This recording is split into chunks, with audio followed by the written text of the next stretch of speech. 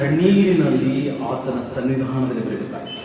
ನನ್ನ ಕುಟುಂಬದವರು ನನ್ನ ಮನಸ್ಸನ್ನು ನೋಯಿಸಿದ್ದಾರೆ, ನನ್ನ ಹೆಂಡತಿಯು ನನ್ನ ಮನಸ್ಸನ್ನು ನೋಯಿಸಿದ್ದಾಳೆ, ನನ್ನ ಗಂಡನು ನನ್ನ ಮನಸ್ಸನ್ನು ನೋಯಿಸಿದ್ದಾಳೆ, ನನ್ನ ಮಕ್ಕಳು ನನ್ನ ಮನಸ್ಸನ್ನು ನೋಯಿಸಿದ್ದಾಳೆ, ನನ್ನ ಅತ್ತೆಯು ನನ್ನ ಮನಸ್ಸನ್ನು ನೋಯಿಸಿದ್ದಾಳೆ ಎಂಬುದಾಗಿ ನೀನು ಒಂದು ಮನೆಯಲ್ಲಿ ಕೂತುಕೊಂಡು ನೀನು ಅಳುತ್ತಾ ಇದೆಯಾ?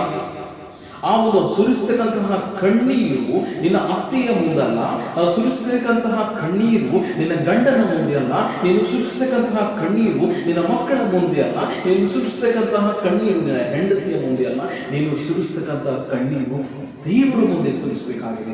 ನಿನ್ನ ಪ್ರತಿ ಕಣ್ಣೀರಿನ ಪ್ರತಿ ಹನಿಗಳ ಲೆಕ್ಕ ಆತನಿಗೆ ಗೊತ್ತಿದೆ.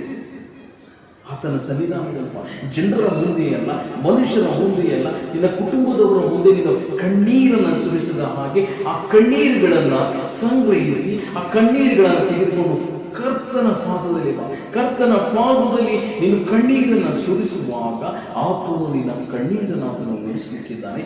ಆತನು ನಿನ್ನ ಕಣ್ಣೀರನ್ನು ಆತನು ಒರೆಸಿ ನಿನಗೆ ಆತನು ಬಲಪಡಿಸಲಿಕ್ಕಿದ್ದಾನೆ. ಜನರು ನಿನ್ನ ಕಣ್ಣೀರನ್ನು ನೋಡಿ ಹಾಸ್ಯವನ್ನು ಮಾಡಬಹುದು, ನಿನ್ನ ಕಣ್ಣೀರನ್ನು ನೋಡಿ ಅವರು ಮುಗುಳಬಹುದು. ಆದರೆ ದೇವರು ಹಾಗಲ್ಲ. ಆತನು ನಿನ್ನನ್ನು ನೋಡಿ ಆತನು ನಗುವವನಲ್ಲ, ನಿನ್ನನ್ನು ನೋಡಿ ಆತನು ನಿನ್ನ ಕಣ್ಣೀರನ್ನು ನೋಡಿ ಆತನು ನಗುವ ದೇವರಲ್ಲ.